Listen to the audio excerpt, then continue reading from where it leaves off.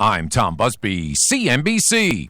Another big corporate spat is over. Amazon and Google ending a nearly 2-year battle, now agreeing to bring their video streaming apps to each other's devices. So YouTube will return to Amazon's Fire TV. Amazon has already begun streaming Chromecast and selling Google gadgets again.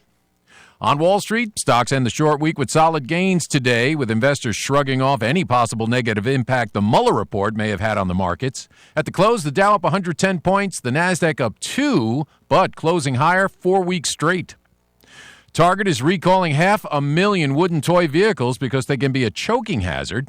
BMW is adding 185,000 vehicles to an earlier recall because the engines can catch fire on some Series 3, Series 5, and Z4 models. And the bourbon maker Jim Beam will donate $5 million to the University of Kentucky to establish an institute to teach the next generation of master distillers. CNBC. Together, we can turn a stairwell into an ER at a moment's notice.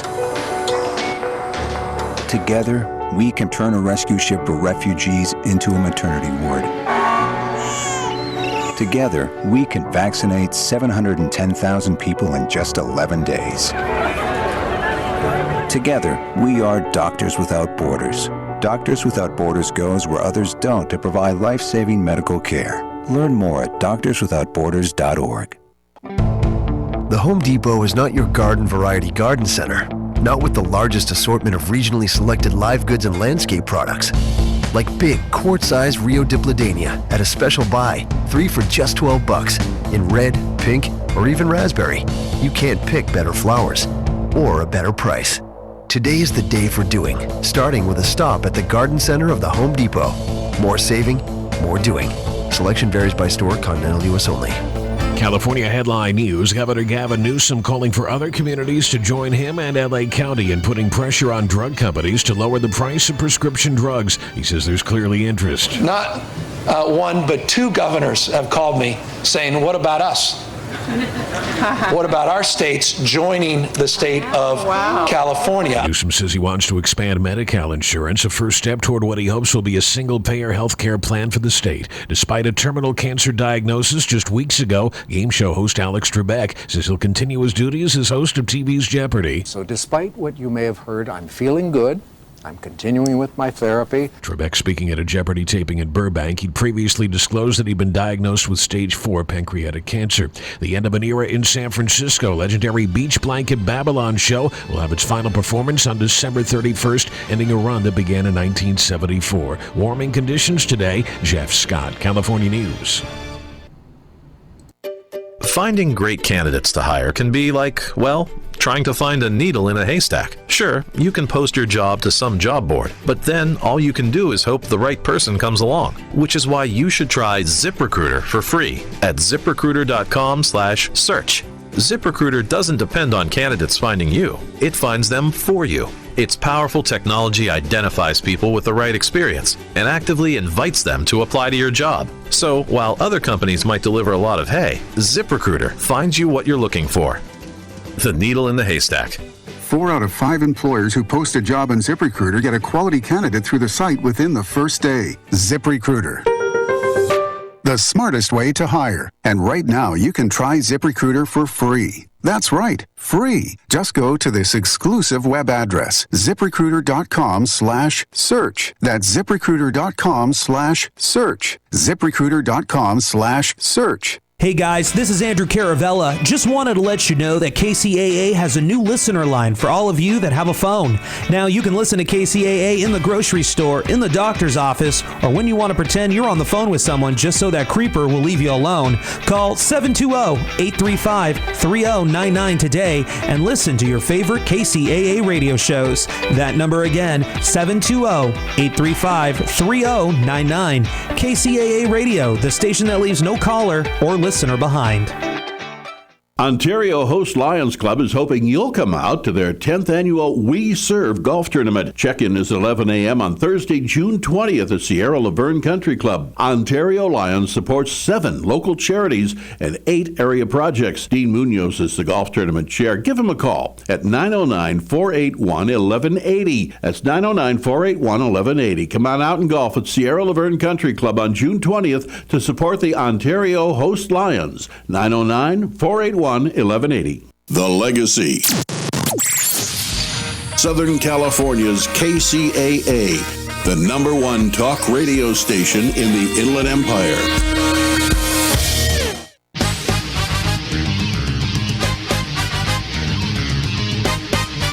And now, ladies and gentlemen, it's time for the greatest real estate investment show ever.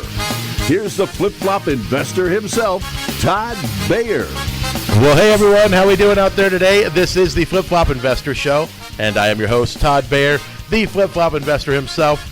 Every week we like to get together and talk about real estate investing here in the Inland Empire, and we like to bring on a local investor or a local expert and talk about what they do in real estate. And today we have a repeat guest. Yes. Mr. Cesar Roldan. How you doing today, Cesar? I am well. Thank you for having me back. Did I say that right? I probably didn't. Yeah, Cesar Roldan, Cesar Roldan. Okay, there you go. I like that. Really, I like the way you say it like that. Yeah, because I can't do that. Yeah. I don't have the dialect, You can't roll the R. Can't roll the R, not as well. But, whatever. It's a real estate investment show. It's not a, what is it, enunciation show? It's not. No. So, okay, let's real quick, because some folks out there might not know you from the last time you were on.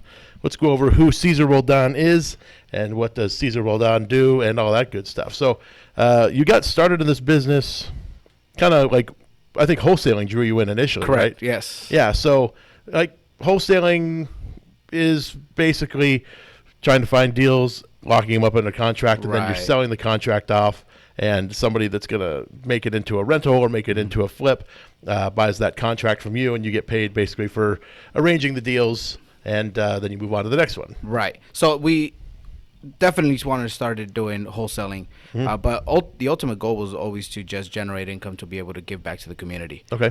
Coming back from the church background for the last 10 years, we were noticing that the funds coming into the church, tithes and offerings, just wasn't enough to do all the projects we wanted to do. So we started brainstorming, what can we do, what can we get into to generate more income to be able to take care of these projects for the community. And real estate came into our radar, and we started studying and learning from it, and we just decided to go ahead and start wholesaling. Yeah. So we started this last summer, and we just began to get into it. I created a little program. I created the referral program we spoke about last time, which was pretty effective.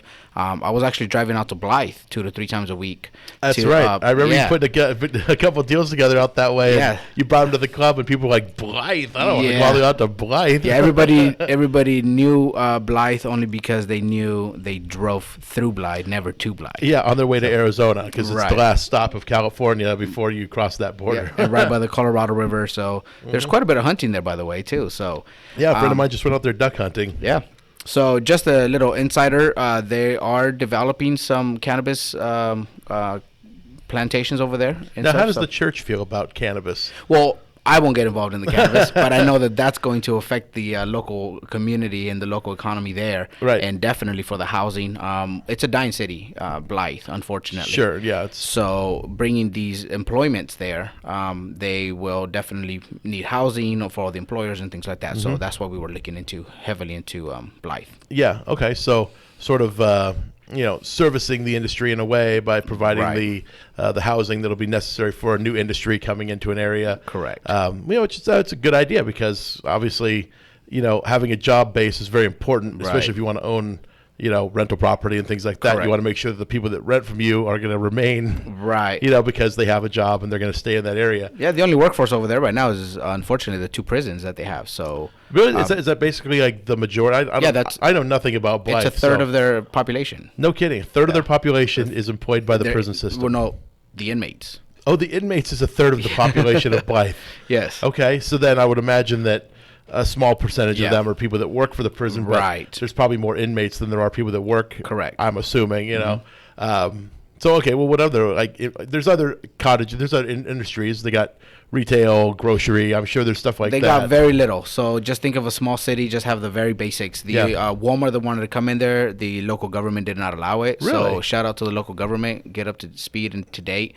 It's just crazy. They did not allow it because it was going to knock the small businesses out of the way or whatnot. It's true. and they didn't allow it. So the only Kmart that they had closed down. The only bowling alley they had closed down. Really? So the residents there, in order to go shopping for the basics like clothing and things like that, they have to drive 45 minutes north of the up the river, or come down to Palm Springs, which is about an hour, 15 minutes or so. Yeah, it's a hike. It is, yeah. So, and that was one of the reasons too. It was so difficult to work in Blythe, even though there's so much inventory there. It was difficult because the resources were very scarce. So for contractors and people who will do the flips for us or anything like that, the very few people that were there were just upping the prices like crazy, and it just made no more sense. Okay, hey, that's something you see in those like kind of isolated communities, areas where a small group of people can kind of control the pricing of things because there's no other option. They monopolize it, yeah. Yep, definitely. And you're not going to get a guy to come from San Bernardino to go out to Blythe. He's like, I'm not going to make that drive. If I have to make that drive, I'm going to charge you for it. Right. That's 2 hours, 2 times a day. So I'm going to charge you for 4 hours of drive time. Well, it was hard to get people from Palm Springs to go up there too. So yeah, yeah. Well, there's not a lot of guys in Palm Springs that we found that are there full time. I found one guy who actually had an investment in Blythe that lived in Palm Springs, but again, it still wasn't feasible for him to do it. So. Yeah. So I ended up out of the Blythe market. Yeah, well, I ended up with 5 contracts there. None of them closed because of this issue. However, I did find out that the cannabis industry is going to break ground this summer. They said it was going to be last December. Now they pushed it off again because the local government is just giving so much pushback. So we'll keep our eyes open because there's a lot of inventory, a lot of rental potential over there. Yeah, and it's probably, I don't know, for cultivation or something, I would imagine. Well, think about it. The river's right there, so they get free water. The land is already rich to cultivate. They're going to, I think, it's 180 acres, each plant that they're proposing. Each acre requires, I think they said, 17 employees. Okay. So it's really going to do something for the city. Yeah, it definitely helps. Yeah. Well, okay. So you're out there looking at Blythe, and then, you sort of transitioned, right? I got my license. Oh, that's right. You did. I got licensed. I was already studying and went through the whole process. Took me a while to get licensed, and then once I passed my test, I kept coming to the clubs, and just the beauty about networking and surrounding yourself with the right people. I had a year prior, I had rented my primary residence, and Matt Tandy from Formatic, he took over the management. He started managing that for us. Okay. And after a while, me hosting the cash flow game, he announced that he was looking for agents. So I told him, hey, I'm pretty soon going to be licensed. Yeah. He said, okay, well, come talk to me when you're done. I finished my licensing. I talked to him. I asked him if I could do something part-time for him. He said, well, come down to the office and we'll talk. Went down to the office. He said, no, you can't do this part-time. You got to do it full-time, and this is what I can do for you. And he made me an offer that I couldn't refuse. So, okay, wow. I didn't know he was like a mob boss like that. Yeah. So I was able to walk away from the substitute teaching and do this full-time. So okay. It's been awesome. So, I'm gonna go to the test real fast. Yeah, because sure. Last week we had a broker on, and it's been a while since he took the test, so this question wouldn't have pertained to him. But this week, a lot of people ask, like, how hard is the real estate salesperson's exam? My mom just asked me this question a couple of days ago because she has a tax office in Rialto, and she wants to also get her real estate license, but she has a language barrier. So she asked me the exact same thing, how hard is it? I was like, I don't know, because I had just graduated from University of Phoenix, so I was already in the study mode, and I was already reading and studying. So I don't know. I just did what I needed to do and put the effort into it, passed it at the first try. So easy. Yeah, pretty easy for you. It was easy. Yeah, I think most people find it fairly simple as long as you read the books. Did you do any of the practice exams or anything like that? Yeah, so the program that I took allowed us to do online, so it was all self study. Self-study, yeah. And so I did the principles and the basics. Yeah, the law and all that stuff. Right, and then I already had, because of my bachelor's degree, I already had the elective, so I didn't need to take the third class. And then what they do is this program gave me an audio tape with the vocabulary words. So I just put that on my car and started listening to them, repeating them, getting familiar with them. And then they give you a 2-day crash course right before the test. Okay. So I scheduled the test. The weekend before that, I took the crash course, took the test the following Tuesday, and passed it. Were they actual audio tapes? No. CDs? Yeah, it was an MP3 actually. Oh, okay, so you just it was the one that came to mind. Where'd you find this real what estate is that? school giving you audio tapes? Like, did they just move past the 8-track? It was from the Carnegie. Yeah, exactly. So you went to which school? Which real estate school? Was it was the RE trainers, real estate trainers. There are in Anaheim. Okay, cool. Yeah, shout out to them. It was an awesome program. Good course. Very thorough. Yeah, good course. Yeah, and did you take the practice exams too? We did take some practice exams. And so, yeah, as long as you're getting, like, the answers, did you find when you took the test, like the real test, did you find a lot of the questions that were on the practice test? So RE Trainers actually hires people to go back in there that have created the test to put our sample test together. Yeah. So you do see a lot of the things that are similar. Wording changes because I think of the legalities, but a lot of it's very similar. Right. Yeah, I remember there was a years ago I took a test to get a life insurance salesperson's license. Oh, right. Years ago, and I remember the school I went to take the test, or the school I went to take the classes. They said that they hired people to go to take the test, right? And all they're going there for is to try and memorize as many questions as they can. Yeah. You know, and the idea is for them to basically come back and then like just do a brain dump, you know, and try to like, get as many questions. So I remember when I took that test, I was like, wow, this was like the exact wording as what was on the practice test. So my piece of advice for everybody trying to do it is take the practice test. Take them. You know, and then just go back and like a lot of like the one I had, like if you got one wrong, it like told you what was right and why it was right, and like on the practice ones, yes, it will tell you what, it will correct you.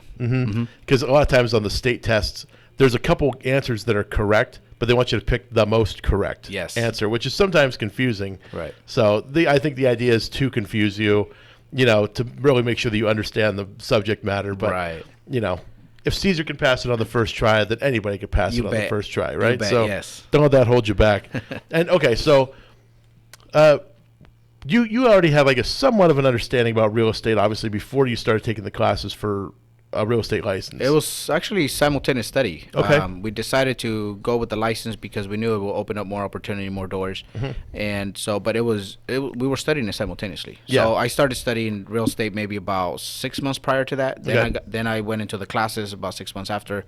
And so you basically like went from virtually no like, you know, real estate knowledge or experience or anything like that to passing the test, and correct. Here you are, a licensed agent now. Yeah. So, but you don't really sell houses. Do you have any intent to like actually take listings? And I do. You do? I do want to take listings. I do want to help. I mean, the objective of I believe a real estate agent is to help individuals, to help people. So I do want to help individuals find the right house, help them qualify, show them how to qualify and things like that. So that is our objective. Okay, well, part of our objective. Yeah. So then, as time goes on, I'm sure that'll become more of a focus for you guys. Yep. But in the meantime, you're doing lease ups basically, right? Or you're working as a leasing agent, or I'm a director. A director. Yes. Nice. I am the director of leasing for Formatic Property Management. Okay. That's what Matt hired me for, and we were able to just go in there and just take care of the whole department. It's been good. Yeah, and so as director of leasing for Formatic, I mean, you guys manage thousands of properties. Right, I mean, he has managed thousands of properties. Right now, we have about 300 properties. Oh, 300. Okay, that's still pretty sizable. It's growing. Yep, for sure. So, by the director of leasing, what are your responsibilities? What do you do?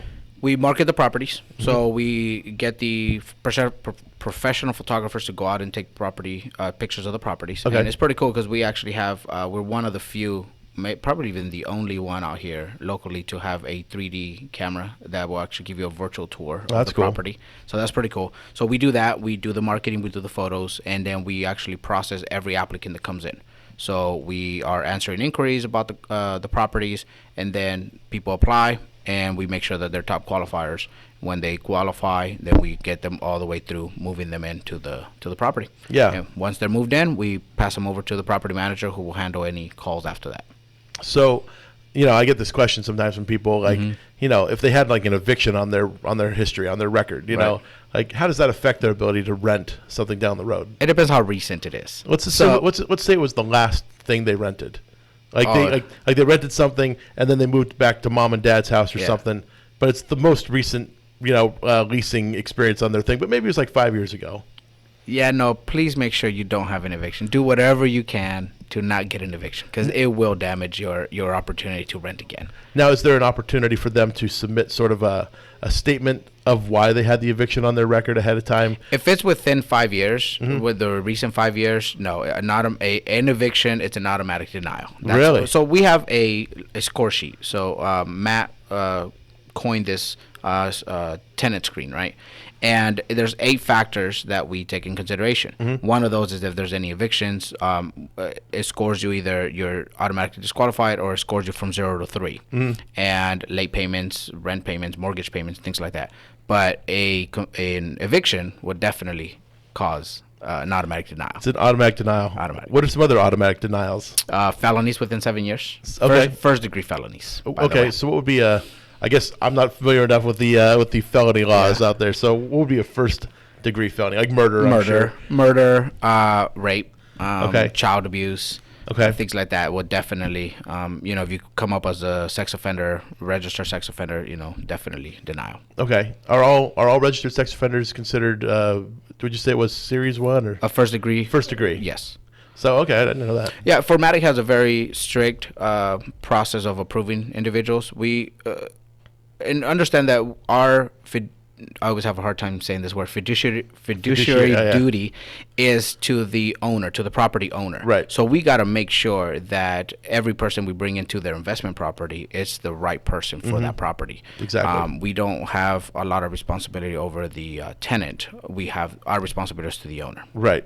So, but you do also like operate, isn't there like a segment of the business that also helps tenants find places to rent? We did. So transitioning into that, we just recently launched what is called tenant outpost. And a tenant outpost is actually a tenant representation where an agent represents the tenant. And that kind of switched things around where I will become the representative of the tenant and not the owner, looking for the best the best things for the tenant, the representing them, making sure that they're not being scammed, making sure that the price is right. We got tools to make sure that the rent is at the market price and things like that. So okay, so it's a good way for the tenant to sort of know going in they're not going to have a bad landlord or a bad owner. That's And it was funny because Steven, my business partner, he had this idea years ago, and I think he may have talked to Matt about this a little while back. Okay. But the idea was to sort of have a place where a tenant could go where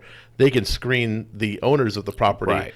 Because what we ran into back in like 2008, 2009, like pretty much 2008 through like 2014. Okay. We would there was a couple times we went to a house to go inspect it, and this is an REO. Yeah. It's owned by the bank. They're not renting the property out, but there's somebody living there that says they have a lease agreement that they just got into because somebody out there scammed them, basically said that I'm the owner and I'm going to let you live in this property, and they leased the property to them, collect a security deposit, first month's rent. And collective multiple months of rent. Yeah, in some cases. Yeah. I remember one time, it was the first time this ever happened. Steven and I, we were driving, we went and looked at a property in Moreno Valley, and we go there and there's a guy with a moving truck and he's moving stuff in. We're like, what are you doing? And he's like, I'm moving in, and we're like, this property's vacant. It's owned by the bank, And he's like, "What do you know?" I met with the landlord or whatever, and he is his lease agreement and everything. And so I mean, what else could he do other than report the guy? And Steve had some really good resources for him at that time to reach out because this was like, it's real estate fraud. Yeah. So, Steve had this idea to come up with a website where a tenant, before they move in, could look up the property they're about to move into, right, and make sure that they're renting from the owner, right, and that the owner would have like sort of a rating based upon how many properties they own. Because sometimes you get these owners that have like one house, right, and they're terrible. Either that, they're really super nice, and maybe a little too nice. They're but yeah. So it was a pretty good idea. But it sounds like you guys have a very similar. Yeah, that is one of the components of the tenant outpost is to be able to verify that the property is legitimate, that it is available, and that it is ready to move in. Yeah, and that somebody's probably inspected it. Right. I'm sure you guys have when you do like a lease out, or what do you call it when people move out? There's like a move out checklist. Yeah, you basically go through and make sure that the right, the carpet's clean and. Correct. But if it's not, you guys probably got a contractor put in new carpet, right, repaint the place, all that good stuff. So yes. That's very good. Yeah, I think that's a good service. It is. It just changes things around. We've seen a lot of need for that. Just to go back to the stories, this guy came into the office. He couldn't find a property to rent, so he needed some help. He said that the property that he was just in, he had been living there for a whole year, paying rent and everything, when all of a sudden somebody rolled up on a work truck and said, "Hey, I'm ready to rehab this property. It's my property." Like, wait, we've been living here for a whole year, paying the rent to somebody for a whole year. Wow. So they're out there. The scams are out there for sure. Still. Yeah, it's crazy. I mean, they've gone smarter. Very. Yeah. Yeah, that's, I mean, it happens. I could see, I've seen it happen. So I'm kind of amazed it's still happening, but. Well, we have a rental up in Coachella Valley, and I believe there's some sort of events going on over there. Yep. So we get a call from the owner. The owner got a call from his brother, who's part of the HOA. Okay. And they said, "Hey, what are you doing renting this place short term?" We're like, "What do you talk about?" So anyway, somebody showed up wanting to get into the house, into the complex through the gate. They couldn't, so they called the HOA. Okay. To try to get through the gate. Well, they didn't let him in. They had rented it out as a short term rental for one of the events over there. Some scammer did. Yeah, some scammer, because we don't do short terms. Yeah, but he had the gate code and. No, he didn't have the gate code. Oh, okay. So whoever rented it to them couldn't give him the gate code because they don't have it. That's terrible. Yeah. Somebody's out there trying to enjoy the Coachella festival that's going on, and now they got no place to stay. They thought they had it all set up. Yeah. So that's a bummer. It is, yeah. Do you think they did that through like an Airbnb or something like that? Yeah, it was VRBO or something like that. Okay. Yeah. Vacation rentals by owner. Yep. No, VRBO, it's a good site, but it's a good site, but again, it was rare to see it there because normally we'll see them on Craigslist and things like that. But it was rare to see it. It was crazy. Yeah, they're getting smarter and smarter. They know that it's unlikely for them to get caught. So, wow, well, that's crazy. So yeah. So here we are from wholesaling to from wholesaling to leasing to fraud. Well, hey, that's the way this show goes. We just kind of jump from thing to thing here. So, yeah. But I mean, so you like this, right? I mean, this is fun. This is good. This is amazing. It's kind of one of those things. I heard you talking to the guy last week from DeMarco Remax, yeah. And you just bump into things when you get into this industry. You have a goal of where you want to go. Mm-hmm. You just don't have the road or how you're going to get there, right? Yeah. The odyssey to getting there it changes every single day. So right. So let's talk a little bit about the church and sort of like your goals moving forward, because obviously you still have a goal of course, bringing more capital, bringing more income into it's. Are you the pastor? You're the youth pastor. What do you do there? Yeah, I was the assistant pastor to the church we were pastoring it. So are you still is that still part of the goal, is to bring income into that church, or are you trying to branch out? It's going to be more towards the community. We're still going to have churches involved in that, but one of the goals that we want to do is build a community center where we can bring resources to mothers, fathers, teenagers. A big need that we see here in San Bernardino is the transitioning between the homes of these children who have been in foster care and then transition into adulthood. Because then they get emancipated, and then there they go. Yeah, as soon as they turn 18, basically they're just set free. So we want to be able to prepare them before they leave, before they turn 18, with some sort of education financially, and so that prepare them in a way to either get a car, get an apartment, get a house. I mean, and then just financially preparing these individuals. How cool will it be to have somebody who's at the age of 35, but we've been working on them since they were 16, and now 15 years later, age 30, 35, they're financially free. Yeah. Themselves will be able to now give back to the community. Definitely. So that's part of our goal in this community center. To also within that community center, we want to build a school. Okay. The school would be based on the arts, any type of arts, whether it's culinary, whether it's graphic design, whether it's music, whatever it is, but still prepare them through the A through G curriculum to get them through college, but be able to develop their art and their gifts from a very young age. So. Which is good. I mean, because there's a shortage of trades out there. This is kind of a complaint that's been coming in the from the employment world or whatever, that it's hard to find people that have trade experience. Right. Because obviously going through school, they push you to go to college. Yeah. When you go to college, you're not going to learn how to do finish carpentry. You're not going to learn how to be a chef. You're not learning how to do these things. So, I've heard there's quite a bit of trouble for employers to find good qualified people to do some of these trade related things. And that's one of my biggest complaints. Like, not everyone was born or created, like one of the models, and I have coined this, so don't try to steal it. Okay. One of the models. Why would I steal it? No, not you. I'm talking to the listeners. Okay. Well, I forgot. Yeah. Hey, there are whole people right there on the radio. We have a whole world out there. The whole world's listening right now. You are forgot about you guys. Sorry about that. Yeah. I was just so into what Caesar was talking about.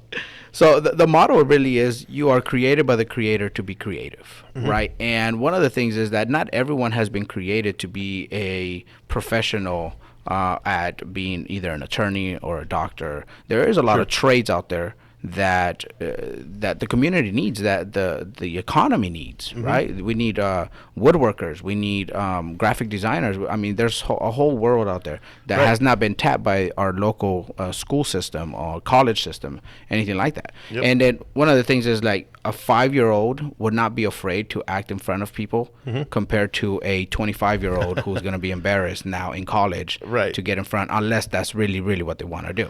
So if you start polishing them at 5, then you get a better outcome. Yeah, it's sort of that environment that you're a part of. If you're just if the norm is for you to see people on stage, acting silly or whatever the case may be, so things that might embarrass a 25-year-old grown man, that's it's a little different. You have a different perspective on the world.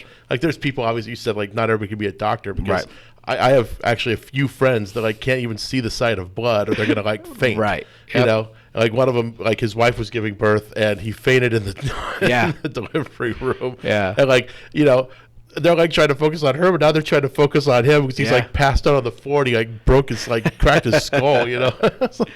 I'm like, oh man, you have no business being in a delivery room. Like you should have told somebody before you went in you can't see blood. There's a lot of it. There is. When people are giving birth. So yeah, it's totally true. My brother and I had a conversation like this years ago. Okay. Sort of like not everybody's cut out to be all these amazing, great things, that we might think is amazing and great. Some other people might not think that that's amazing and great. But we need musicians. We need, creative graphic design people. We need real estate investors. We need, janitors. We need doctors, lawyers, like all these things. One of the beauty thing about real estate is that what we're learning, we're not hoarders of information. And you know me, through the cash flow game, I try to give out as much information as I already have. And one of the goals is really to show these individuals, even through real estate, like, listen, buy your first house. I just talked to somebody the other day, said, my parents made me buy my first house at 18. Wow. I was like, wow. I was like, are you happy for that? He's like, yeah, of course. My mortgage payment is really, really low. Just imagine the maturity level that somebody has to get to at 18, like immediately taking on that kind of responsibility. And that's, if you could do it, if you could get your kid to do that, that's, I got nothing but praise for you if you could do that. So being able to show an individual to do that, and at the same time they're polishing their gifts, and by the time they're 35 they don't have to worry about financially. Now they can focus on giving back or developing who they are. I think we need people to somebody said it like this: die empty. Give really what they were born and created to give out to this world. Like you have a lot inside of you, Todd, that we need. That this world needs, and you're doing it. I'm trying to give it back. I'm doing my best. And how dare you die with all that inside of you without sharing it with the world, right? So I think there's so many people that Miles Monroe said that the richest place on earth is the cemetery. Because there's so many books that are in there. There's so many talents that are in, so many presidents, so many, and that died through whatever cause might have been. But they're there. And that like with them went the information that they held everything. And that's that's unfortunate. When Steve and I started the Inland Empire Real Estate Investment Club, one of the things we wanted to do initially was to reach out to some of these aging investors. Some of these older guys who've been around since like the Jack Miller days, and we wanted to get them to sort of like put on tape. Just dump their specialty down, like somebody like a Bill Tan. Even though I know Bill Tan's not that old, he's still a fairly young guy. But there's guys that are even older than him. Peter Fortunato, some of these older folks. Ward Hannigan. I could name a bunch of guys. They're. I don't want to just name drop. It makes me sound arrogant. But so all these guys, we wanted to go to them and be like, hey, can we just like record you talk about this? Can we just interview you about I don't know, some creative deal structuring, or talk to you about seller financing, or talk to you about these different things that people do, because like we don't want that information to die with you. That information needs to be out there, and we need to package it in a way because the younger generation, Yeah. they don't take information in the same way that previous generations did. Right.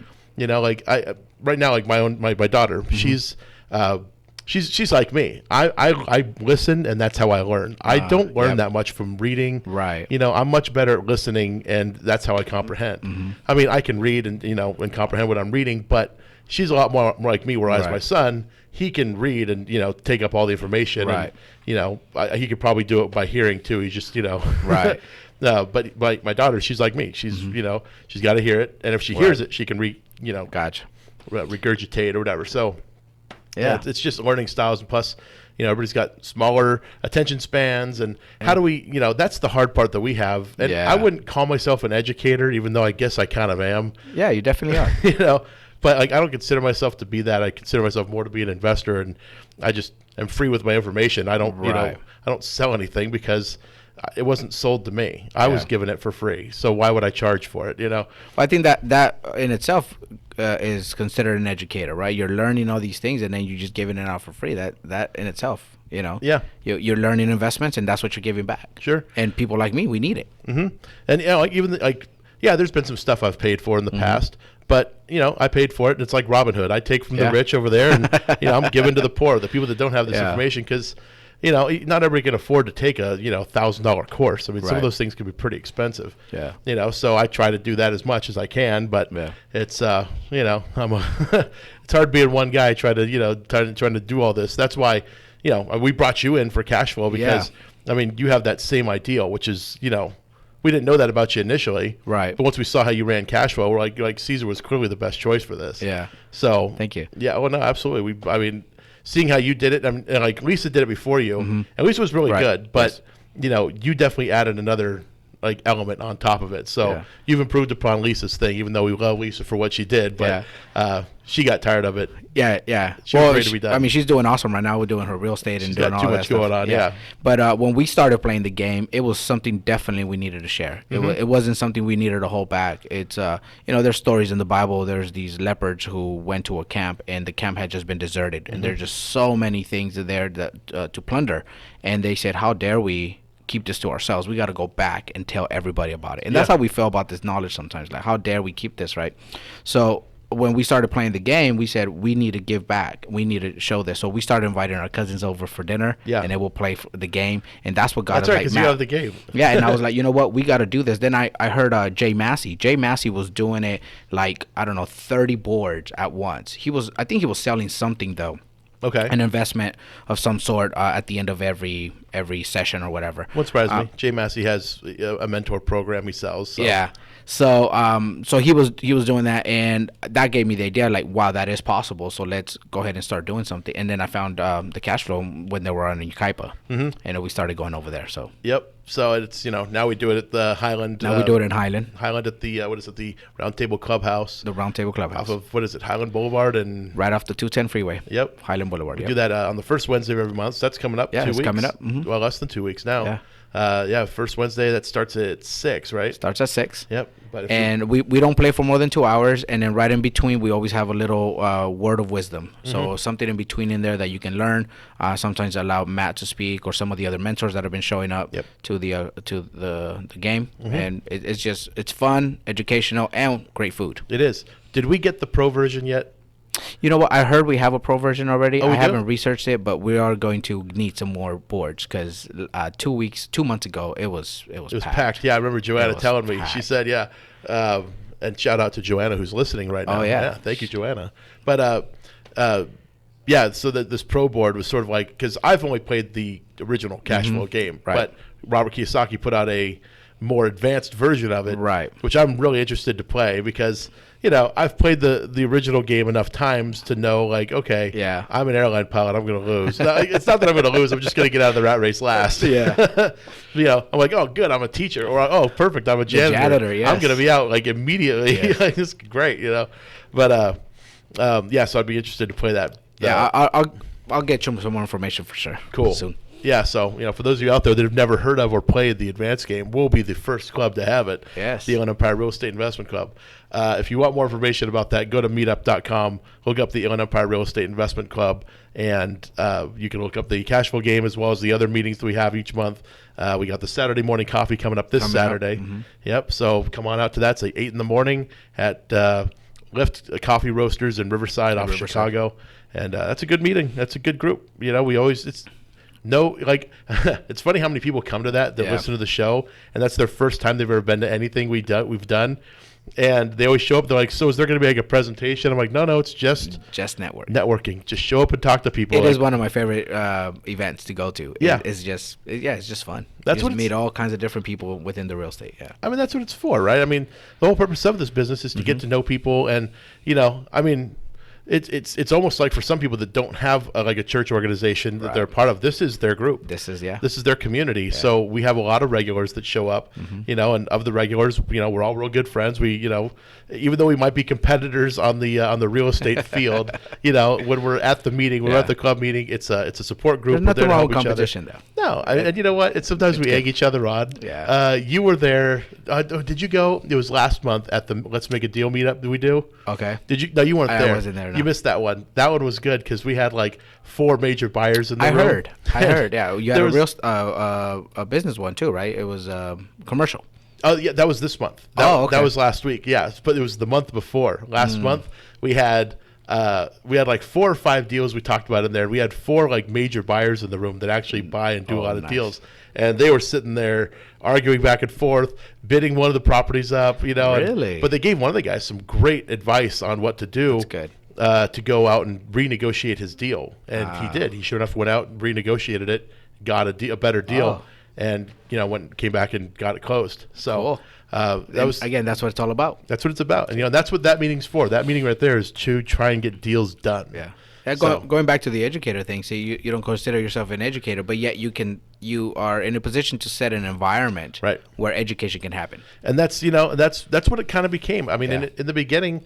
And this is no secret. When we started the club, Steve and I were kind of just trying to put the word out of Rehab Loan Group, which was our, lending company we had at that time. And we were just trying to spread the word a little bit. And we figured, why not? We're in the Inland Empire. We'll just kind of start this club. We needed one out here anyway because there was one, but it closed down. And, there was no real club. So we just started one. And it started out real slow for the first couple months, but then it just started picking up steam, and now it's huge. I mean, it's 4,700 members, and and for myself, and I think I speak for a lot of people out there too. We're very grateful that it is out here because when I started looking, you guys were one of the first ones that popped up, and when I started coming to the clubs, I just really felt that genuine wanting to help other people, right? The genuine feeling of you guys wanting to help, and Matt always said too, if you ever find a deal or something, run it through us because. One of our things is we don't want to see somebody get ripped off. We don't want to see somebody make a bad deal that is going to cost the shirt on their back. So and we really gravitated to that. So and we do. We urge people to do that because I will look at a deal if it means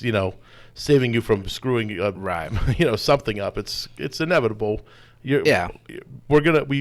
Oftentimes we're gonna look at some bad deals and not know they're a bad deal because when you're new you don't know what you don't know, and somebody could say oh no, you don't want to do that deal and here's why, or you can do it, however you need to pledge an extra $20,000 for X, so that sort of helps, and that's kind of where the Let's Make a Deal thing started. Was we want people to come bring their deals, they can see how we as experts analyze these types of deals, and tell you is this a deal or not.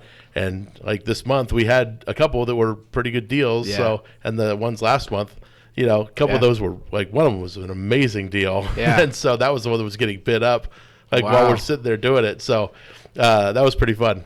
Cool. But as far as teaching goes, I mean, I guess that kind of came from Steven and I, because we were both in the Boy Scouts. We both got Eagle Scout. Gotcha, And so, it was always about community. It was always about giving back and stuff like that. Yeah. So that's always been a strong moral within us, is to do that sort of thing. So, we try to help out the people that are new coming in. And at this point, though, I mean, it's so big, we rely on everybody else in the club to also do their part, because I think the mentorship and the mentors that you guys put in place really helps alleviate a lot of that. Yep. And we're trying to bring in more. We're trying to, probably add 2 more mentors next meeting, I think. Oh, okay. That's what we're trying to do because, there's so many people with so much information. Right. And we can't talk to everybody, and we don't want to be the only ones up there. Yeah. We're not trying to make it the Stephen and Todd show, and everybody just comes and we're the only experts in the room. You can't talk to anybody else. Like, we want everybody in there to share their information. And fortunately, like Andy and some other folks come to the cash flow game, which is really good. Charlie goes a lot of times. Brian's there. Matt's always there.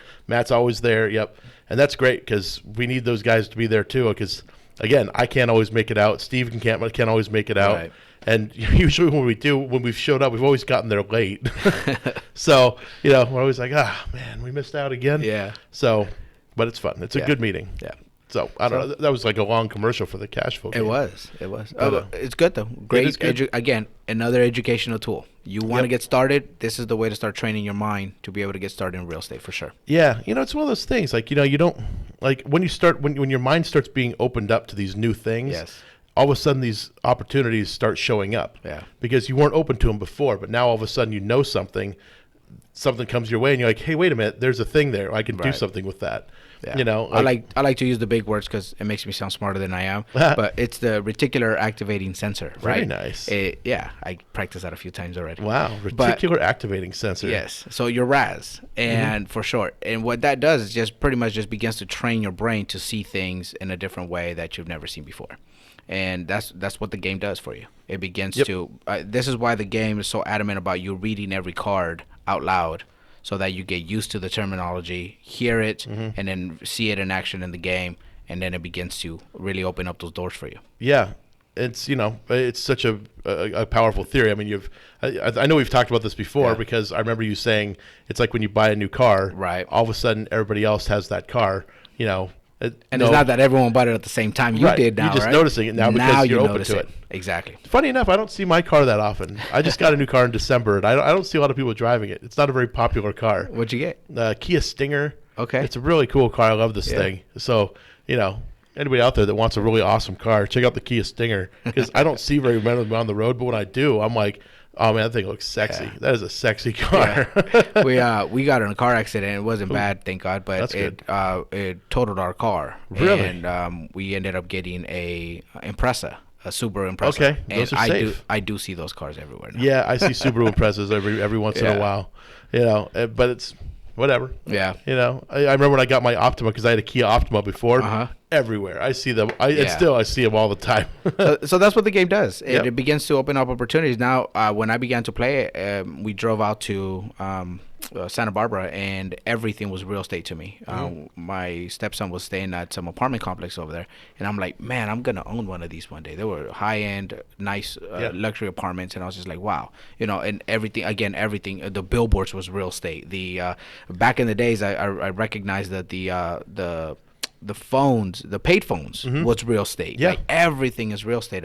Now I'm actually, and I'll shoot it out there if you can call me with some information about who can install cell phone towers. I've been looking for somebody to give me some more information on cell phone towers locally to be able to assess a certain piece of land so we can put one up. Hopefully it works out. So if somebody wants to contact you about that, how would they do that? They can contact me directly at 909-362-2877 or just call me or text me there. That'd be cool. Okay, so you're looking for places you could put a cell phone tower, or you're looking for the cell phone carrier type companies, and you could find land that... I have a piece of land right now that needs to be assessed whether a cell phone tower can go up there. If not, we can find a piece of land where it can. There was a good guy that came to the Coachella Valley Phoebe, I want to say like maybe 6 months ago or something like that, and I didn't go, but I know Steven did. Yeah. He'd be a good person to ask because I think he has that person's contact info. Okay. Because we had a property we were doing out in Morongo Valley. Okay. That it was kind of like right along the major highway, and it was actually in the zone where we could have put a cell phone tower, but this project took us forever to get done anyway. We just didn't want to like add one more thing on top of this property. Wow.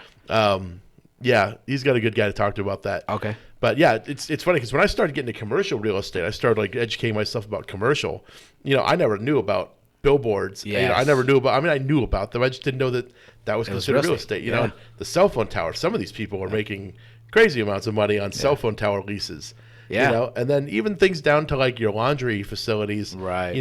Your vending machines you have on the property. Like And I've known some like apartment buildings that have like a small little like sundry shop where you can buy like, small little things here and there, shampoo and mouthwash and stuff like that. Well, one of the things I found out, McDonald's originally was never in the restaurant business. They were actually in the real estate business. Yeah, and that was. Have you ever seen the movie The Founder? The Founders, yes. You saw that? It's kind of sad, but it's okay. So why is it sad? I want to hear this. I think they took advantage of the guy. You think so? Yeah. Okay. So I kind of had that thought initially too when I saw the movie, because Ray Kroc comes in, he starts the whole franchising model for the McDonald's brothers, who had their original location in San Bernardino.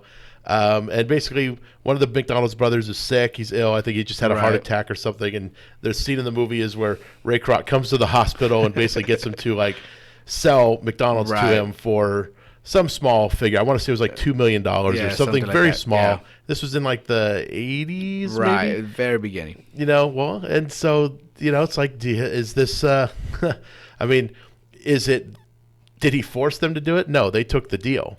So did he take advantage of him? I don't know, because the guy could have still said, no, I'm not going to sell for $2 million. He still had the option on the table at that point. He took the $2 million. So is it necessarily, is Ray Kroc a bad person for making the offer? It's a tough judgment call for me, because he made the offer, the guy didn't have to accept. Right. Yeah, I understand. Again, we look at it in hindsight, right? Maybe at that point, $2 million was a lot of money for the business itself. Yeah. We look at it now, right? And we're like, okay, well, $2 million was nothing to where it's at today. So. Well, and you got to consider that too, because the brothers in the movie, the McDonald's brothers, they had tried a franchise model, and they built this one out in Arizona somewhere. But they only had I want to say 2 or 3 or maybe 5 locations. Right. And Ray Kroc came in and said, you guys have an amazing thing. Right. So to your point earlier where you were saying, if you have this thing that should be shared with the world, right. Ray Kroc just took this amazing thing they had and shared it with the world. Right. Now it's everywhere. It definitely is everywhere. And that's because Ray Kroc did it. The McDonald's brothers weren't going to do that. Now you could argue all kinds of things like McDonald's is not great. That's besides the point. Again, I wish it wasn't. Again, it's not a restaurant business. It was a real estate business. So in the real estate concept, the food and quality and all that, that's a whole different topic. Well, that was and because that was what Ray Kroc did. He somebody came in and basically said, well, why don't you buy the land and lease it to the McDonald's, and you make the money on the lease, And so he's like, oh, okay. And I remember hearing way back, and I think it was Rich Dad Poor Dad, the book where Robert Kiyosaki was saying that Ray Kroc had came to his school or something like that, and he talked to them about, he went out to a bar or something afterwards with some of the students, and Ray Kroc was out there, and he explained to one of the students, he said, he asked one of the students, am I in the hamburger business? And one of the students says yeah, of course you are. And he's like, no, I'm in the real estate business. Interesting. He's like, I own property in some of the most expensive pieces of dirt in the world. Yeah. Like the corner something or something he was saying is he's like, that piece of property I own. Know. And so it's like, when I never heard of it described. I never heard McDonald's described as a real estate business until that. So I still didn't get it then. I think I kind of get it now, but it was crazy, and so he shared it with the world. I mean, is it so bad? The brothers weren't going to do that. Okay, but they wanted to keep it small. They had this, assembly line methodology for making cheeseburgers, right. And Ray Kroc improved upon their business model, or just franchised it out and brought it to the world. I don't know. Yeah, good things. In for business, it's good for business. It's good for business. Is it good for people? I don't know. You be your own judge on whether eating McDonald's cheeseburgers is good for you. Yeah. So so real estate plays. When's your McDonald's play going to come around? Well, we're looking forward to it. We're actually preparing ourselves to really start buying property. We have a property now, but preparing myself. Going through school and now getting a job. I was a substitute teacher, and now I kind of changed careers, so that affects your qualifications to getting an FHA loan and things like that. So we're putting ourselves in a position to be able to buy houses. Going back to the goals, one of our goals is, and people say, man, that's pretty crazy, but we want to own 1,000 doors. Okay. And we want to build not crazy at all. Yeah, we want to build enough momentum between now and 10 years to be able to do that. I believe that 1,000 doors will allow us to do what we want to do to the community, leave a nice legacy for the community, for our family, and then live comfortably from that. So I'm 35 now, so at 45, at the latest 50 be able to accomplish that, it's not crazy at all. Yeah, it'd be great. And have you ever heard of a charitable remainder trust? Never heard of it, the term that, but I can pretty much understand what it is. Yeah. Basically, the idea is that once you die, the assets in the trust go to specific charities. And some people don't like the idea of this because they think children should inherit what their parents have, Right. but you don't have to put everything in there. You could No, my child will, and I hope she's listening. She will inherit how to do it and the aspect of it, not it. Exactly. So yeah, and that's it's funny because I remember Warren Buffett. Because he has a couple kids. Okay. You don't hear about them because they're Right. not, major investment people. They're one was like a musician. I forget what his daughter does, but I remember him saying that his kids are not going to get an inheritance at all. And I'm like, here's the richest man in the world. Yeah. He can't leave his kids $3 million each. Right. I mean, give him something. And he says he's not going to give him any inheritance. And I remember the first time hearing that. Maybe this is just me being like, a whiny little brat kid or something, thinking like, hey, he's a horrible dad. Screw that guy. But he's like, I can give you the knowledge. I can give you all this stuff. I can put you on the path to success. But this is something I created. Right. I get to do with it with what I want. The richest man in Babylon. One of the stories is the dad gave the son a bag of gold and the tablets of wisdom, of knowledge. Right. Okay. I think it was 10 things that the son put the tablets away and he tried to invest the money. Well, he lost it. Mm-hmm. And then by reading the tablets, he actually regained that and more. Yeah. So that's what we want to do. We want to leave the tablets, the knowledge, the information, the principles, the concepts behind. Yep. So that's the only way generational wealth is going to be created through our generation. I tend to look at things in 100 years from now. Mm-hmm. What is my legacy going to be 100 years from now? Right. And not just my daughter, but her kids' kids and things like that. So, and it's the principles, it's the concepts, it's believing in God, trusting in God, using money, not letting money use you. Things like that are going to create again that legacy of wealth.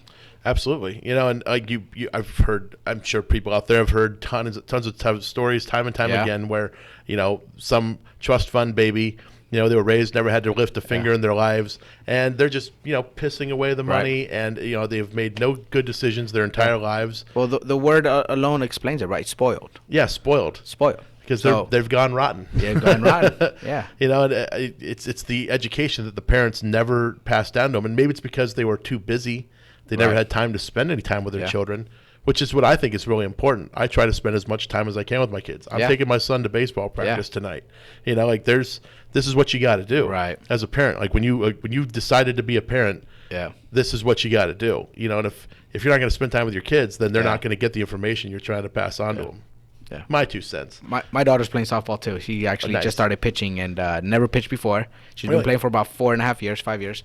And she just started pitching. She really likes it. How's she doing? She's doing good. She actually has an arm for it. Really? She needs experience. She needs a little more training, but she's doing really good. She's pitching for a Royal High freshman team. Okay, so high school. Yeah. Yep.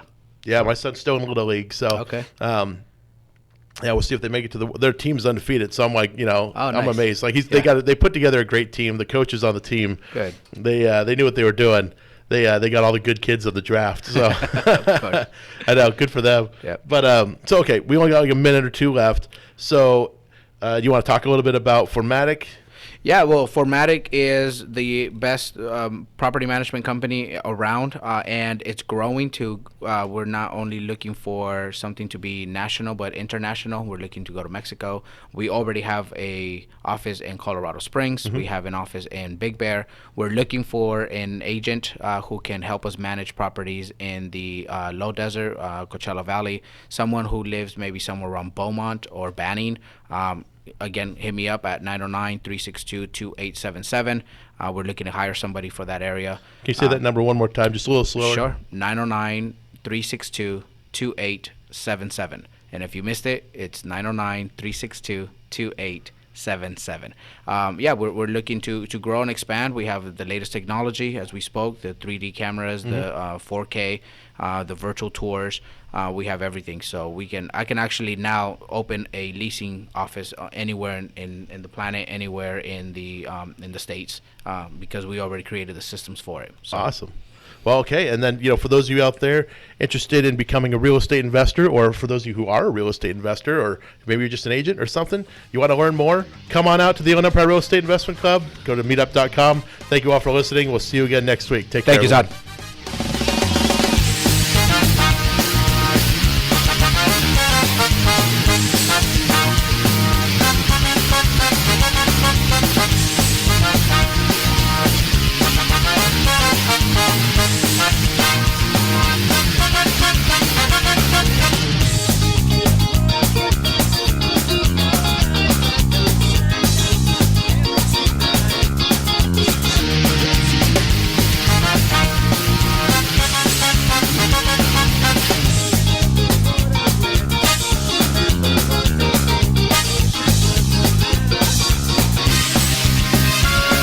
KCAA Loma Linda, 1050 AM, 106.5 FM, and now 102.3 FM. Attention business owners, you and your customers are listening to this commercial right now. Face it, every business needs customers, even yours. The Sports Circus is a primetime nationally syndicated program that's carried on ABC, NBC, CNBC, and Westwood One News affiliates, plus CBS, Fox, and NBC sports affiliates across North America with coverage from Hawaii to New York.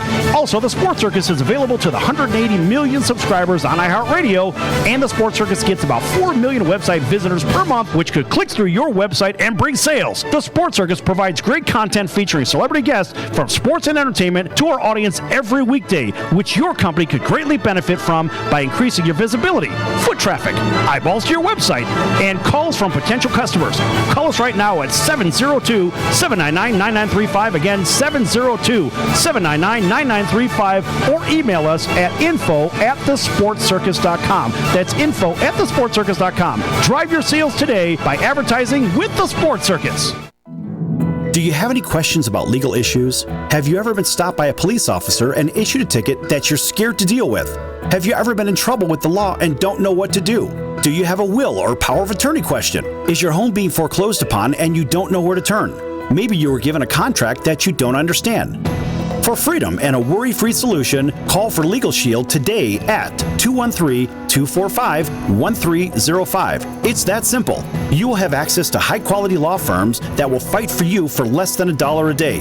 Peace of mind is just a call away. That's for Legal Shield. Call 213-245-1305 or visit us at nocourt.us. It's justice for all and not justice for some.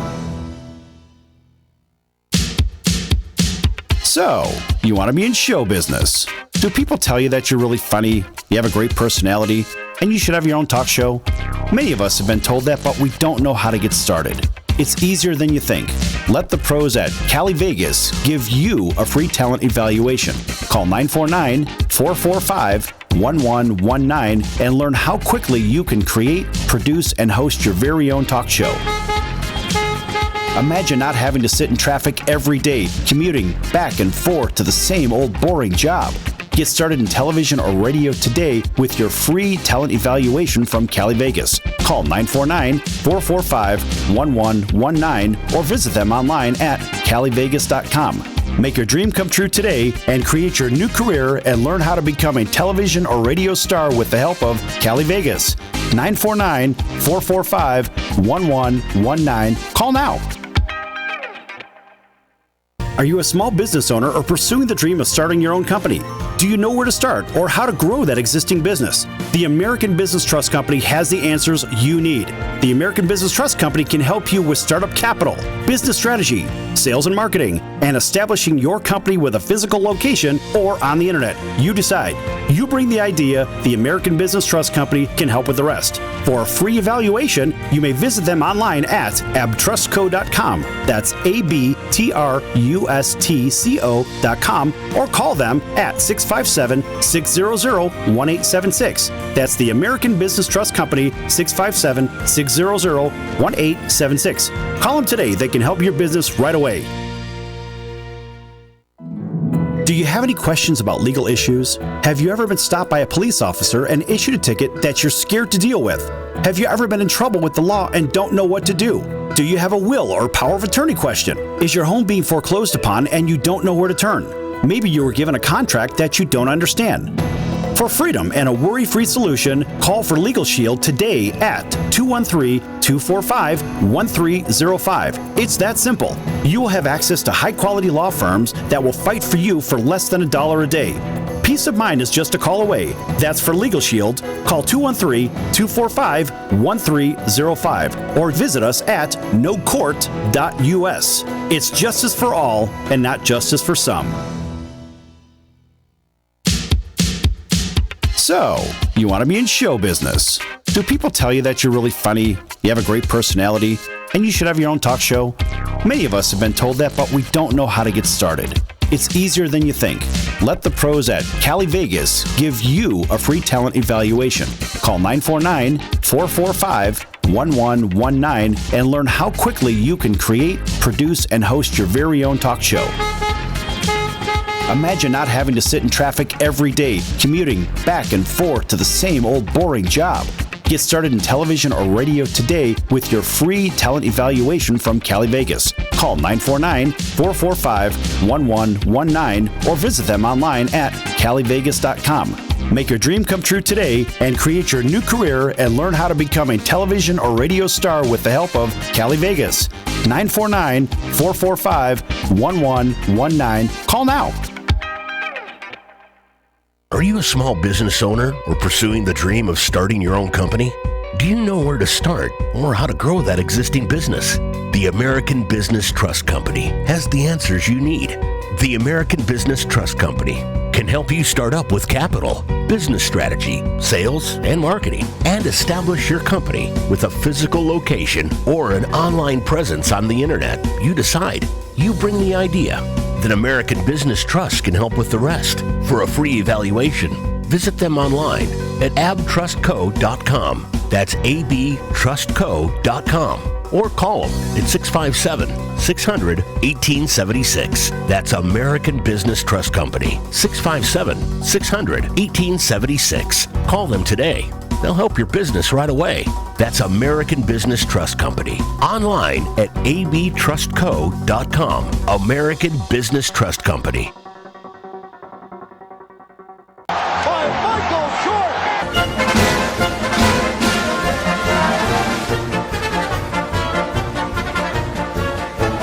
There's your long ball. Stretch, stretch, stretch. You can put it on the board. Yes! Welcome to the Sports Circus. I'm your ringmaster, Sal. Today's show is brought to you by Place Your Bet. If you like to bet on sports games, baseball, hockey, basketball, football, even boxing and golf, go to placeyourbet.vegas, pick up a subscription, and if you're looking for that real bettor's edge, these are the guys that actually have it over the casino sportsbooks. PlaceYourBet.Vegas. Good stuff, folks. Give them a call at 702-799-9935. They use money movement to determine picks just like the casino odds makers. They're the guys the sports books don't want you to know about. Give them a call again, 702-799-9935, 702-799-9935. Call them right now. Get winners and cash tickets today with Place Your Bet. And you can visit them at PlaceYourBet.Vegas. Yes!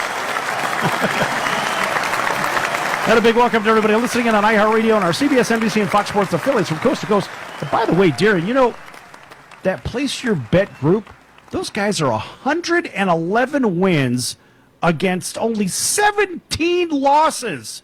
That's since the beginning of November when they put the organization together. That's crazy. Wow, sounds like they know what they're doing. It's 87% win percentages. Everything's documented, too. That's nuts.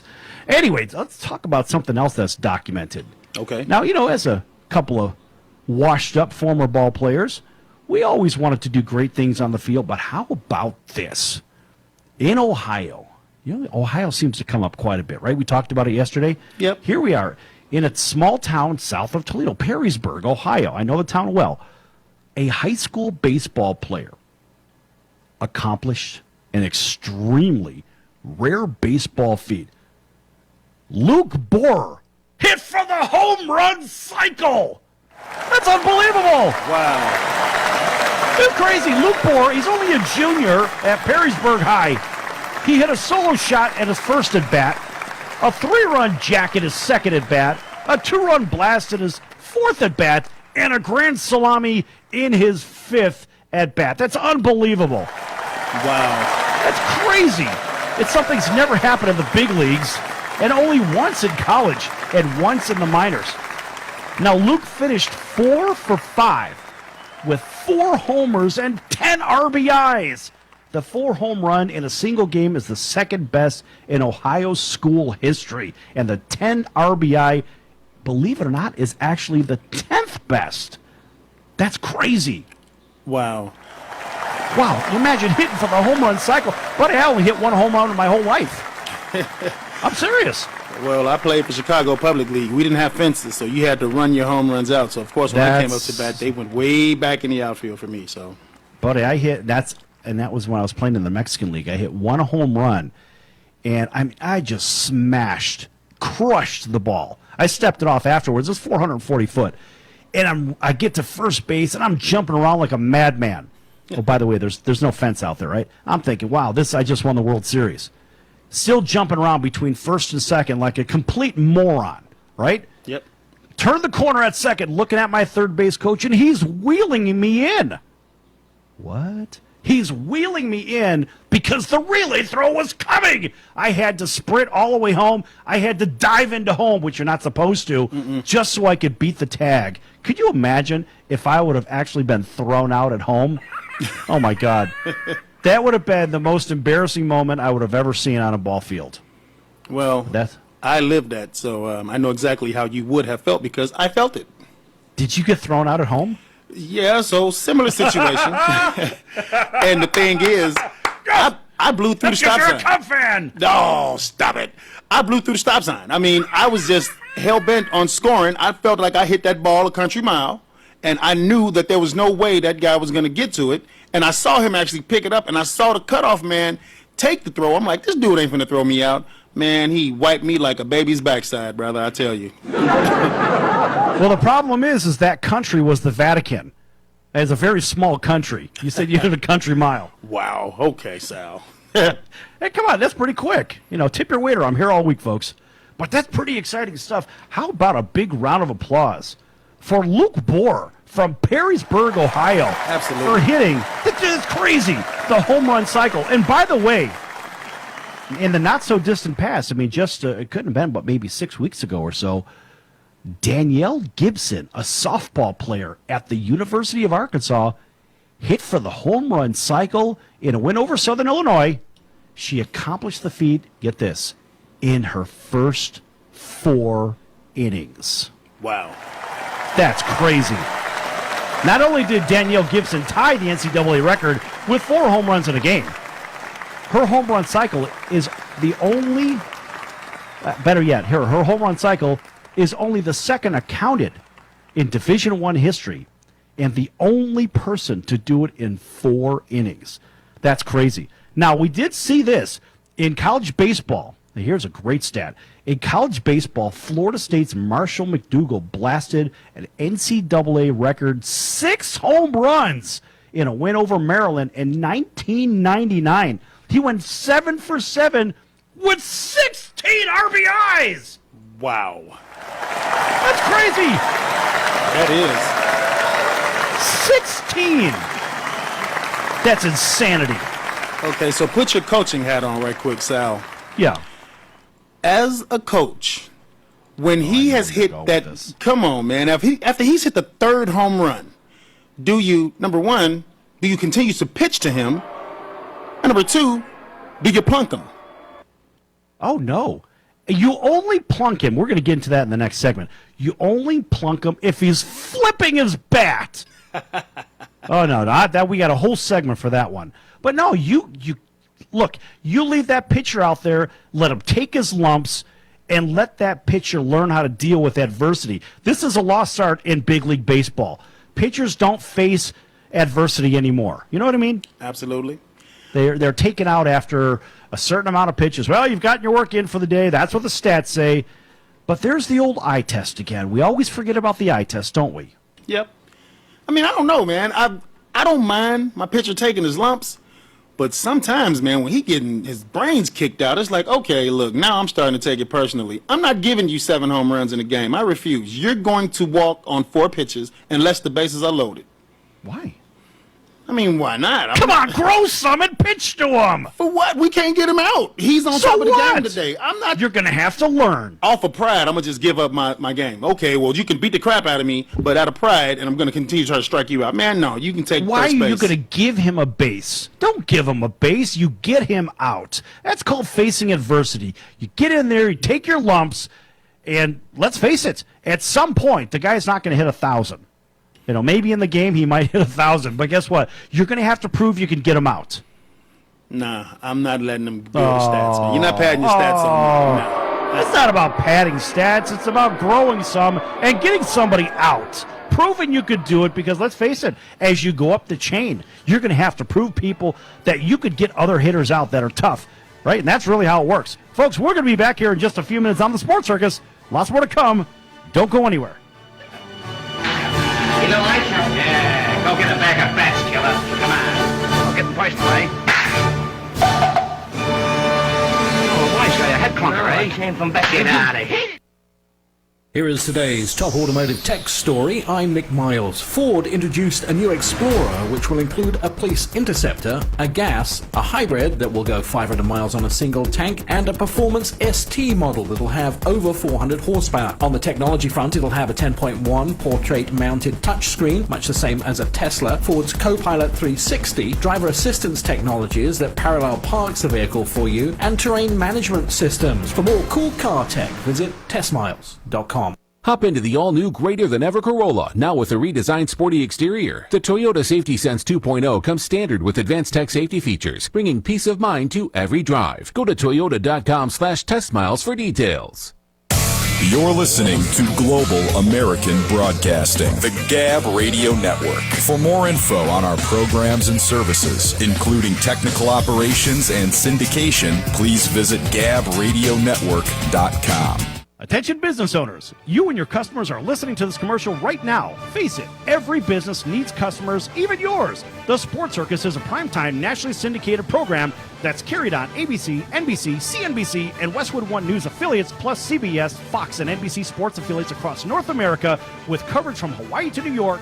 Also, the Sports Circus is available to the 180 million subscribers on iHeartRadio, and the Sports Circus gets about 4 million website visitors per month, which could click through your website and bring sales. The Sports Circus provides great content featuring celebrity guests from sports and entertainment to our audience every weekday, which your company could greatly benefit from by increasing your visibility, foot traffic, eyeballs to your website, and calls from potential customers. Call us right now at 702-799-9935. Again, 702-799-9935. Or email us at info@thesportscircus.com. That's info@thesportscircus.com. Drive your sales today by advertising with the Sports Circus. Here is today's top automotive news story. I'm Nick Miles. Nissan introduced the IMS concept. It has autonomous driving modes on electric power, but still has an exciting driving performance. Underneath, dual electric motors. Blue lights on the vehicle light up to tell others that it's in autonomous mode. It'll project augmented reality on the dashboard, alerting you of safety hazards ahead. Expect it to be able to do 300 to 400 miles on a single charge of electricity. For more cool car tech, visit testmiles.com. Hop into the all-new greater-than-ever Corolla, now with a redesigned sporty exterior. The Toyota Safety Sense 2.0 comes standard with advanced tech safety features, bringing peace of mind to every drive. Go to toyota.com/testmiles for details.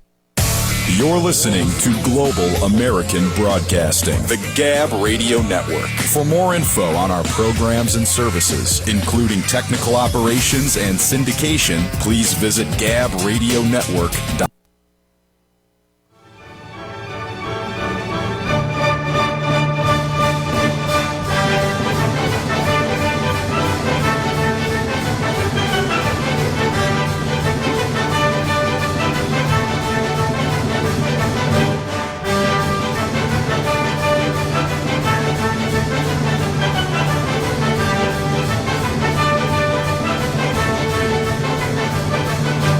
And welcome back to the Sports Circus.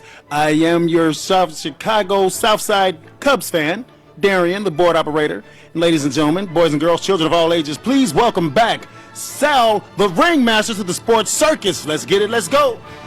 Excellent. Did you say, see, here's the funny thing. You said Southside and Cub fan, but you couldn't even say it right because you're supposed to be a Southside White Sox fan. And you messed the whole thing up. I thought that was absolutely hilarious, and that's why you got an excellent for it. And a round of applause. I'll take it, sir. It serves you right for not rooting for the team on your side of town. And a big welcome back to everybody listening in on iHeartRadio and our CBS, NBC, and Fox Sports affiliates from coast to coast. All right, so let's travel back down to, I will call it Guaranteed Rate Field.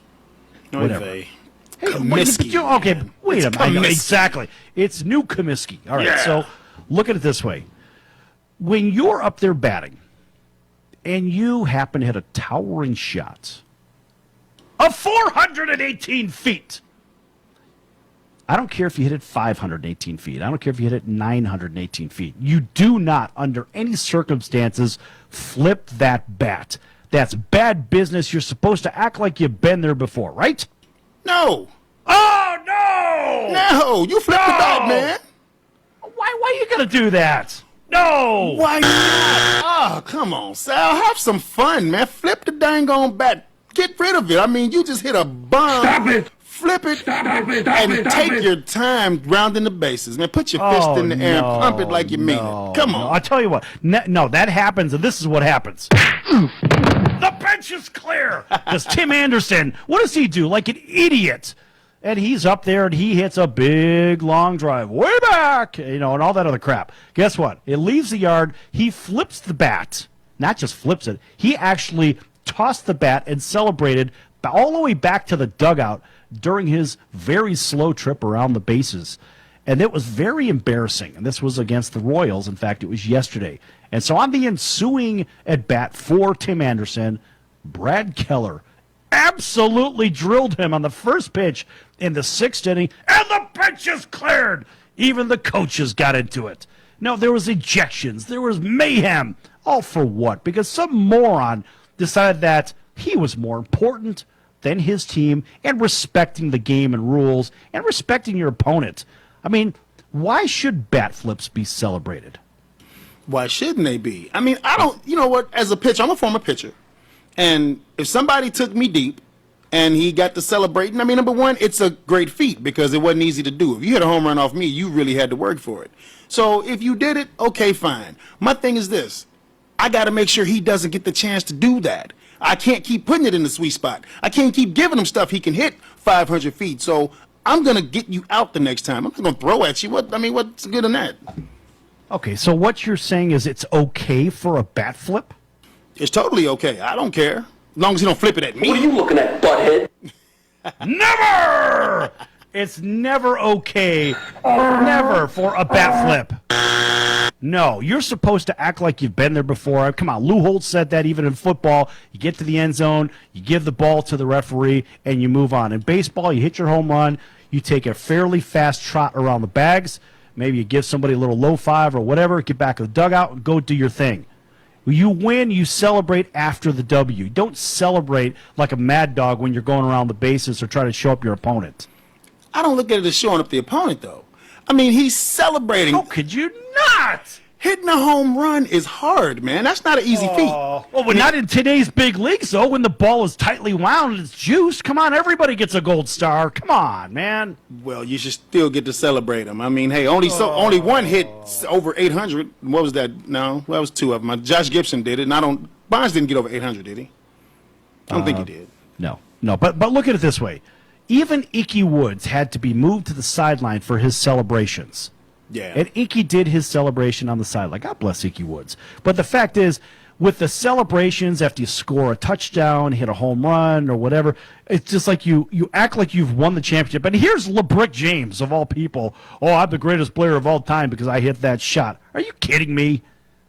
Really? The self-proclaimed greatest basketball player of all time. Now, you wonder why we don't really talk much baskets here. It's because of crap like that. But think about this. If you're the guy celebrating around the bases, first of all, the other team is fuming. right? They're fuming because why? You're trying to show them up. Right? Didn't the ball that you hit show them up enough? Do you really need to cut them open and throw some salt in there? Is that necessary? It's the sport, man. It's the love bad of the game, sportsmanship. man. No, the love of the game is one thing. It's bad sportsmanship, and it always will be. Seriously. Come on, man. That's bad sportsmanship. You know that. Bad sportsmanship is when the guy's trying to round the bases, you trip him. Bad sportsmanship is when you're up to bat and the catcher's... Come on, man. When the catcher's waiting for the pitch and you're kicking dirt on him, that's kind of bad sportsmanship. Celebrating. Okay, so who's doing that? Who's kicking dirt in the catcher's eyes? Oh man, I would kick dirt on the catcher in a heartbeat, especially when he's trying to, he's trying to get an edge and he's shading me on the inside. Yeah, I'm kicking dirt on him. I'm trying to steal the signs too. I'm looking down to see if I can see him. I'm gonna get him. Well, wait, stealing the signs is one thing, but kicking dirt in their eyes and fist pumping and celebrating around the bases and crap like that. When after Gibson hit that home run in the World Series in '88, when he was doing the fist pump thing, I got to tell you, I was happy for the Dodgers, but I absolutely hated that BS celebration around the bases. Wow. I couldn't stand it. I could not stand it. You're supposed to celebrate when you're in your dugout or after the game. Don't show the other team up. Wow, man. Bad business. Kurt Gibson was injured. Who cares? Batting against one of the greatest relievers of all time, man. You can't show no type of excitement about that. No. Oh, never. Wow. Man, if I was batting against... Nah, man. If I hit a home run off Nolan Ryan, I'm doing cartwheels and handstands around the bases. And then you're going to get beat up like Robin Ventura did, too. He did get tortured, didn't he? Exactly. He got smoked. I mean, come on. You can't show people up. It's wrong. You're already being paid millions of dollars to do what? To do your job. Do your damn job and shut up and run the bases. That's it. Why try to show everybody up? I don't think it's... Let's open the phone lines. Let's see if anyone wants to call and chime in on this one. Yeah. This was one of those ones that really drive me nuts. 844-305-7800. 844-305-7800. Call in now if you have a problem with bat flipping or you like bat flipping. 844-305-7800. That's ridiculous. And then he got kicked out the game. It's ridiculous. No, it should not be allowed. And then he got kicked out the game after he got hit. And he wasn't even being aggressive. He was talking to the catcher. He wasn't going towards the mound. He was just talking. And he kicked him out of the game. For what? Why did he have to get kicked out? Oh, for bat flipping, you say? And for causing a riot? Oh, come on. Hey, bud. Let's party. That's what you want to do, but no, I have a problem with that one. I mean, when people want to do the bat flips and crap like that, I just say, what are you people? On dope? Exactly.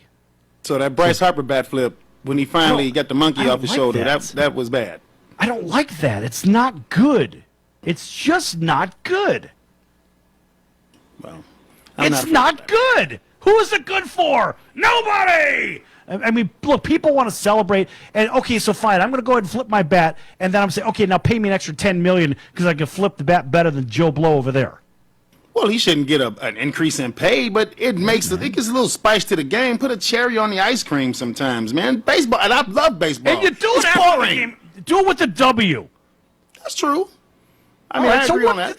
There's nothing wrong with that. That's when you do your celebrating. When the final pitch is, that's it. That's the end of the game. Strike three or whatever it is to get the guy out. That's the end of it. Fine. You give yourself your high fives, low fives. Do your curling, backflips, moonwalk. Do everything you got to do, but do it after the game. I mean, don't be an ass on the hill, and don't be an ass running around the bases. I don't think it's being shown up to the guy. Man, he's just celebrating. That's how I look at it. Hey, bud, what's your problem? It is showing the game up. It's showing the game up. It's showing the team up. It's an embarrassment, and it's a mockery to the game. It is. Okay. You know what else is bad? What's that? Think about this. All right, so now you've got players that are turning their back on going to the White House for a visit when they win a World Series. David Price won't visit the White House because he says, quote, it's baseball season. I can't. Okay, I get that to a degree, but give me a break. Players are supposed to do what? Play baseball, right? Yep. They're not political activists or whatever. Look, politics doesn't belong in sports. It just doesn't. If you're invited, you go. Deal with it. Suck it up. You're a team. You win as a team. You lose as a team. So if you win as a team, you go as a team. Doesn't matter whether you agree or disagree with the person that's in the office. Just go. Period. The city, whatever city you're from, they want to see it anyway. So just go. Be a man and do what you got to do. Don't just protest. Well, I'm not going to go because of blah, blah, blah. Shut up and play ball, man. I don't care who you are. Shut up and play ball. None of it matters to me except for the fact that they're not being teammates. How you like them apples? I agree. You should go to the White House. I mean, that's an American tradition. You know, no matter really who's in office, that's something that we as Americans do. We should go to. I do agree with going to the White House, no matter who's in office. Yeah, none of it matters. Whether you agree or disagree with them, who gives a damn? But it is tradition, just like baseball. It's tradition. Don't break tradition. Do what you're supposed to do. And you're paid mad money to do what you're doing anyway, so just suck it up, man. Deal with it. Anyway, folks, we'll be back here at the Sports Circus in just a few minutes. Lots more to come. Maybe shift into a little bit of football. Never know. Maybe a little bit of hockey. Sure? Positive. Yeah. What's the idea? Oh! Well,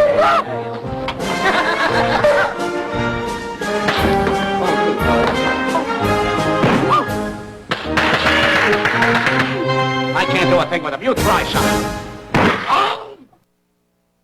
Are you a small business owner or pursuing the dream of starting your own company? Do you know where to start or how to grow that existing business? The American Business Trust Company has the answers you need. The American Business Trust Company can help you start up with capital, business strategy, sales, and marketing, and establish your company with a physical location or an online presence on the internet. You decide. You bring the idea. Then American Business Trust can help with the rest. For a free evaluation, visit them online at abtrustco.com. That's abtrustco.com. Or call them at 657-600-1876. That's American Business Trust Company. 657-600-1876. Call them today. They'll help your business right away. That's American Business Trust Company. Online at abtrustco.com. American Business Trust Company. Are you a small business owner or pursuing the dream of starting your own company? Do you know where to start or how to grow that existing business? The American Business Trust Company has the answers you need. The American Business Trust Company can help you start up with capital, business strategy, sales, and marketing, and establish your company with a physical location or an online presence on the internet. You decide. You bring the